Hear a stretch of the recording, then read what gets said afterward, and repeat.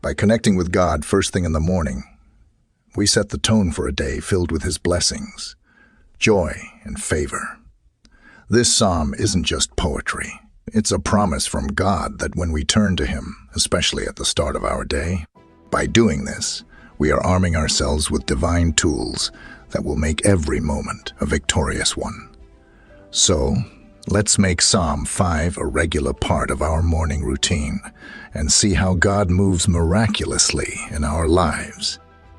Let us look closely at each verse of this psalm so that we will understand how it can be the bedrock of our mornings, leading us to walk in God's guidance and protection throughout each day. Verse 1 of Psalm 5 is a cry for God's attention, and it reads, "Give ear to my words, O Lord, consider my meditation." The psalmist begins with a cry to God to listen to His words and thoughts. This is more than just saying, "Hey, God, are you there?"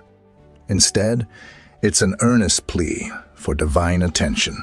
My friends, when we wake up in the morning, before we scroll through social media or check our emails, our first focus should be to give God our undivided attention.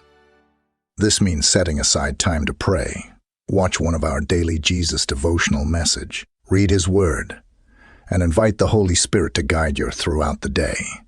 By giving God the first moments of our day, we set a spiritual foundation that will help us walk in His guidance and protection.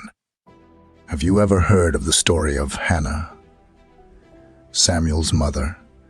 In 1 Samuel chapter 1, verses 10 to 11, we see where she poured out her heart to God in deep anguish, and He listened.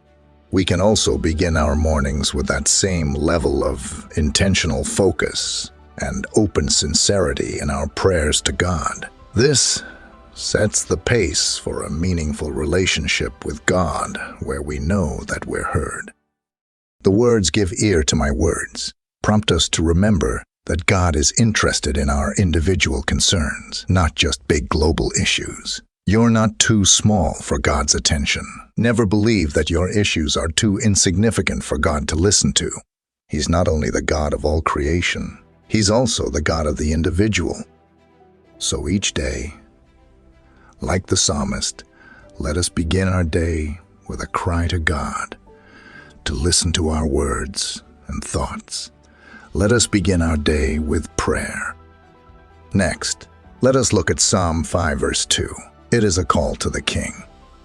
It says, "Hearken unto the voice of my cry, my King and my God, for to you will I pray."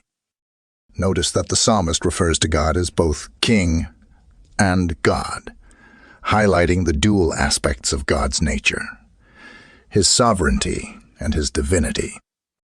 When you wake up, my friends, remind yourself whom you serve, a King who rules over everything and a God who transcends all. The story of the centurion in the Gospel of Luke chapter 7, verses 1 to 10, resonates well with this verse. The centurion understood authority so well that Jesus marveled at his faith. In Luke 7, verses 6 to 8, the centurion sends friends to speak to Jesus, saying, "Lord, do not trouble yourself, for I am not worthy that you should enter under my roof. Therefore, I did not even think myself worthy to come to you. But say the word, and my servant will be healed.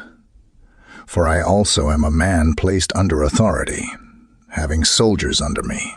And I say to one, 'Go,' and he goes, and to another, 'Come,' and he comes, and to my servant, 'Do this,' and he does it."